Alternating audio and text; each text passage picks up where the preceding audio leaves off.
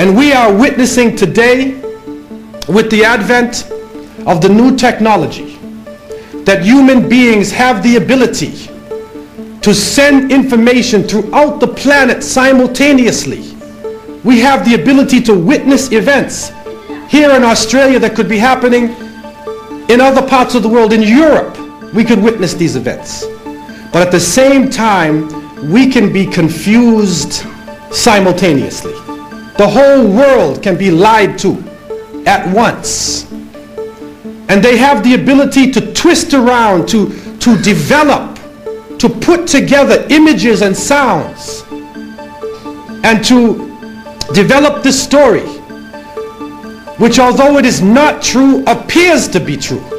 And you know it's not true, but you watch it as though it is true, and it affects the way you think. But they told us and showed us in films that the Indians were a savage people, and they were always attacking the wagon trains. They were always killing their enemies, and they were even scalping their enemies. And you will be surprised to know that the first scalping was done by extremists amongst the European settlers. They were the first to scalp. And as a reaction to this, the native people began to take their scalps. But it comes to you in a totally different way. They also told us that Columbus discovered America, that he discovered these lands as though there is nobody living here. But when you read the writings of Ferdinand Columbus, his son, and he was the one who stepped on the mainland. Columbus never stepped on the mainland. He only touched the islands. But when Ferdinand wrote about Mexico, he said he found a massive city as large as anything in Europe, with hanging gardens, with pyramids, with all the trappings of civilization. And when the conquistadores went south to Peru, they found in the Inca civilization, they found high intelligence, and they found amongst the people of the south calendars that were similar to the ancient Egyptian calendars. They found astronomy, technology, all types of science and knowledge. When they went north into North America, they found highly organized people. Amongst the Cherokee Nation, there were cities of over 100,000 people with 3-story buildings. We don't hear this. They also found the Iroquois Confederacy, and it was the agreement made between the Iroquois nation that was the basis of the United States Constitution. They don't tell you that. They don't tell you what they found in the Americas. And after that, a genocide occurred. And so by saying they discovered America, they own these lands, they tried to justify the mass murder that took place, and millions of the native peoples from South America to Central to North America were wiped out through the killing of their stock by giving them blankets filled with deadly diseases that they had no cures for. And so they died by the 100,000s and even the millions. But we hear stories about the cowboys and the Indians, and it gives you a totally different picture. And they make it seem so true that you get confused, and they go so far even to name their baseball teams after the people they have killed and put in reservations. And so they have a type of speech, a way to twist the truth and reality that we have never seen before in a civilization. To the African Americans, to our people, they told us that we are free. And after the so-called freedom, we couldn't find jobs. We couldn't find decent places to live. We could not find education. And so it reached the point up until now, when you see this beautiful image of America, the reality is totally different.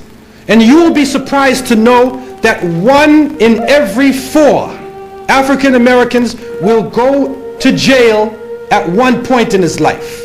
25% will enter the prison.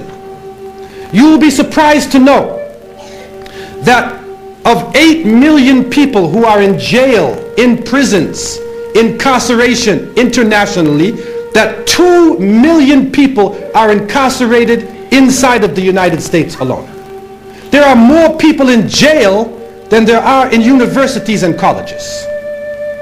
And you'll be shocked when you go inside these institutions and see people in some cases that had nothing to do with crimes inside of the institutions. And one of the secrets we found is that people in a maximum security prison were making clothing. They were making running shoes and jeans, and they were only being paid about 50 cents an hour. And so you have thousands of people, many of them in jail for life, working for 50 cents an hour. So what you have is a modern slave state. Another form of slavery which is done in the name of freedom and justice. They will come to you with the type of speech that you nor your parents have never heard of before. And then we look at the Muslim world, and we see in the past 50 years, we see massive genocides taking place. We see Palestinians driven out of their land. We see people throughout Africa living under tyrants financed by industrialized nations. We see wholesale murder and genocide, and now with technology you even see the bodies of the people in Kosovo, in Bosnia, in Kashmir. You see it with your own eyes. We witnessed this being slaughtered all over the planet. Thousands of people mercilessly being killed. And then September 11th, an event that took place that with the use of technology, with people's minds being connected together by the electronic technology, it becomes a worldwide event. And no doubt it was a horrendous event. But there are also horrendous events that took place in Rwanda and Cambodia and Vietnam and in other parts of the world. And so the September 11th took place. Thousands of Muslims inside of that building who also perished. And up until now we have received no conclusive evidence, only circumstantial evidence, but nothing conclusive. And they tell us that these young Arabs carried this thing out. And then we saw in Saudi Arabia, some of the people actually came, their name was on the list, and they went to the embassy and said, I'm alive. I didn't do it, man. I'm right here. Okay? No. Then they say, no, they carried it out, and these so-called religious extremists, before they do it, they're drinking alcohol the night before, getting drunk, and then they're going to sacrifice themselves for Allah. He writes a letter which so conveniently is found, and then it says, in the name of myself, in the name of my family. Nobody writes like this. This is a strange situation. And then the building it falls down and destroyed and incinerated, and they find the passport. They find the passport, man. So we're saying, what is the reality of this situation? The confusion happened when people are made guilty before they are even taken to court. And every human being is supposed to be innocent until proven guilty. And then the whole of the Muslim world suffers. People who have nothing to do with the Middle East, nothing to do with any of this, are suffering behind this. But at the same time, we begin to see the climax of a major change in society, the climax of a new world order. And we begin to see a type of integration between information technology and trade.